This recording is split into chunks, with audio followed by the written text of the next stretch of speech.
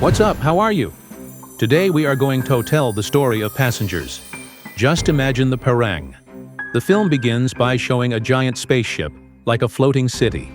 Her name is Avalon. She's on a sinister mission, taking more than 5,000 people to a new planet. But the journey, my friend, lasts 120 years.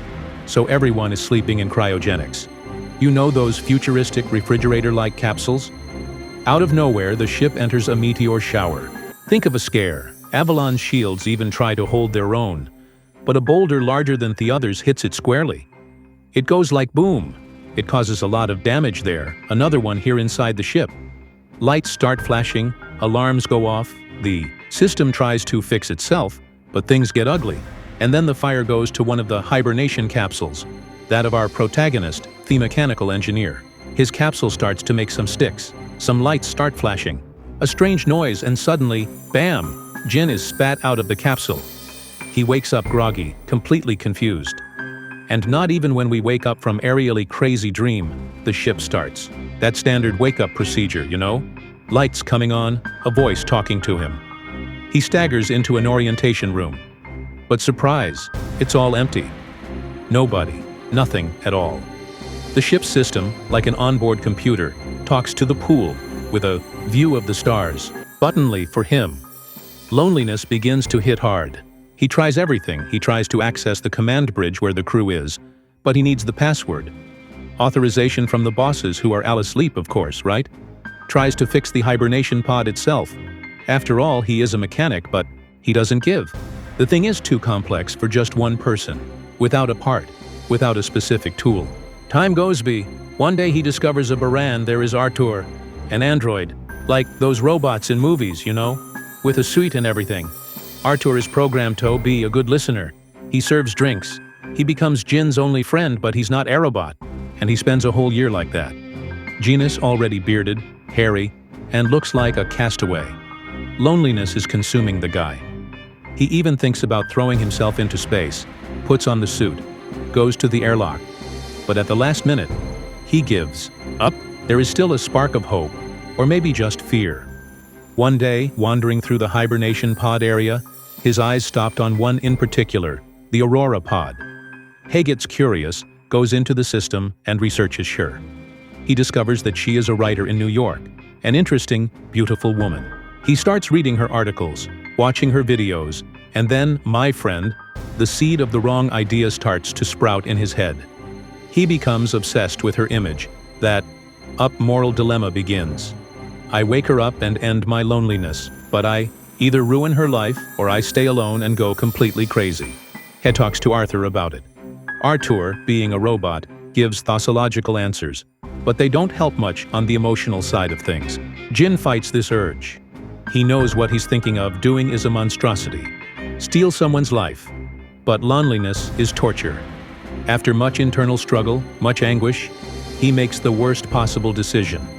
He goes to the panel of Aurora's capsule, and with his hand shaking, begins the process of waking her up. Okay, you up. Aurora wakes up confused, going through the same process that Jin went through. His scare is in the wrong place. At the wrong time, Jin appears pretending to be surprised. Like, wow, another capsule failed. Is it a coincidence? He tells her the same story he lived, that they woke up 90 years earlier than expected due to a defect. Aurora, of course, goes into shock. Her life, her plans, everything goes up in smoke, literally. She also tries to find a solution, but comes to the same conclusion as Sato. There's nothing to be done, they're stuck there together. At first, Aurora keeps to herself, trying to process it, but Ojin is the only human around. He starts showing her the ship, the cool things it has to do. They start spending time together, playing basketball, going to the ship's cinema, having dinner in empty restaurants. He tries to make the situation as bad as possible for her. And slowly, they get closer. A climate arises, you know, right? 2. Young people alone in Agent Spaceship. Then the first kiss happens. They fall in love and start to have a romance there. It seemed that, despite the tragedy, they would be able to have a life there. But as the saying goes, lies have short legs. One day, Aurora is talking to Artur, the android bartender, and Artur, in his robotic innocence, Without understanding it, gravity of the matter drops the bomb. He said something like, "Oh, Jin talked about you so much before he woke you up." Dramatic pause. Aurora is like, "What do you mean before waking me up?" Then the penny dropped, right? Arthur, without malice, confirms, "Yes, he was the one who woke you up." Imagine the scene, man. The world of Dawn collapses again. She was deceived, betrayed by the only person she trusted there. Her anger is gigantic. She goes up to Jin, screams, hits him with all the reason. Of course, right? Jin tries to explain himself.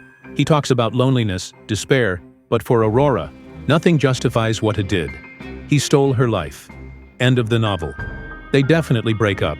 Aurora doesn't even want to look at Jin's face. They begin to live, each one in a corner of that immense ship. Man, horrible weather. She records a message for the future, telling everything so that when the ship arrives, people will know what Jin did. Meanwhile, the ship begins to present more and more problems. Lights flickering frequently, robots and cleaning equipment malfunctioning, elevators stopping out of nowhere, signs that the asteroid hit at the beginning was more serious than it seemed. And then, another capsule fails. This time the rope is Guns. He is a chief of Conv, a crew officer. The guy is older, more experienced. He wakes up and unlike Jin and Aurora, he quickly realizes that there is something very wrong with the ship. He has access to the command bridge, to systems that Jin couldn't access. Guns meets Jin and Aurora. At first he thinks they are a couple who met there, but soon he notices the attention. He brings the three together to investigate. With Guns' access, they discover that the ship is experiencing cascading failures. One problem leading to another, and another. The main computer is overloaded, almost fried. The ship is in serious danger of collapsing. But what about that? Another tragedy. Some start to feel very sick. Just blood, he feels pain. They take him to the autodoc, which is like a super advanced medical capsule. Autodoc does a full scan on it, and the diagnosis is terrible. Multiple organ failure. His own hibernation pod, failing to wake him up, caused irreversible damage. Guns has very little time left to live. Knowing he's going to die, Guns decides to help Jin and Aurora. He gives his access bracelet to Jin so they can continue investigating and trying to fix the ship. He explains that the problems are coming from overheating in the ship's main reactor. That's where they need to focus. Guns ends up dying. It's really sad. The guy barely woke up and was already gone. But he gave his ex the key to maybe saving everyone. Jin and Aurora, even with all the hurt between them, need to work together. The lives of more than 5,000 people depend on it. They go as far as sharing the reactor. It's an industrial area full of machines. They discover that an external ventilation door on their reactor is jammed, stuck, hence the overheating. If they don't open this vent, the reactor will explode and take the entire ship with it. The problem is that the manual control of this door is from the outside of the ship. Someone needs to go out there in the vacuum of space and open it by force. Jin, feeling guilty about everything and being an engineer, says he will. Aurora, even though she is still hurt, is worried. It's a suicide mission. Today he invests in the spacesuit. Aurora stands in the control room guiding him. He leaves the ship attached to a cable. The situation is tense. The reactor is almost at its limit. Here H's the ventilation door, tries to open it with a lever, but it is too hard. He needs to use all his strength. Meanwhile, Aurora is inside watching the reactor alert levels rise. Jin faster. He finally manages to close the lever, but he has to hold it open to release their reactor pressure. But when the superheated steam comes out, the force is so great that it throws Jin away. The cable that held him, the ship breaks. His suit is damaged. It drifts in space, losing oxygen, freezing. Total despair. Aurora sees all of this on the monitors. She doesn't think twice, grabs another spacesuit, leaves the ship and goes after Jin. It's a race against time. She manages to reach his body, floating in space, seemingly lifeless. With great difficulty, she drags him back into the ship. She takes off his helmet. Jin's face is pale, frozen. She rushes him to the orthodox. OTOG starts working. Multiple traumas, cardiac arrest. Desperate Aurora uses all the functions of the machine to perform resuscitation and administer medication. She doesn't know how to give up. She screams at the machine, screams a them, and in a miracle Jin's heart starts beating again. He survives. It was for a tear. After Jin recovers a bit, they are there exhausted but alive. The ship is safe for now. Jin messes with the controls of the outdoor Ducots with Gun's permission and discovers something. The outdoor Duke is so advanced that it can theoretically function as a hibernation pod, but only for one person. He looks at Aurora. He knows what he has to do. He offers her the chance to return to hibernation, to have her life back, to reach the new planet, even if he can't go. It's his redemption. Aurora stands there thinking. It's a really tough decision. She may have the life she dreamed of and write her book about the trip. But she looks at Jin. They've been through so much together. Anger, hurt, but also love. The forced partnership that saved the ship. She makes her choice.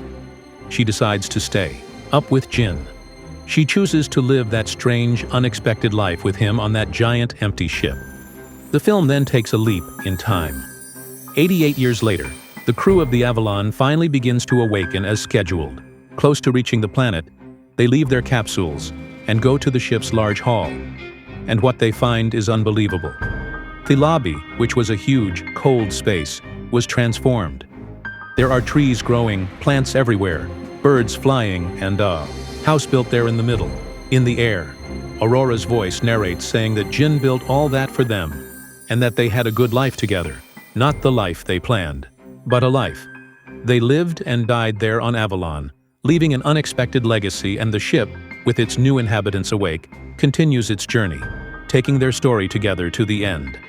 Did you like it? Leave your like, subscribe to the channel, and activate the bell for more content like this. Torichu.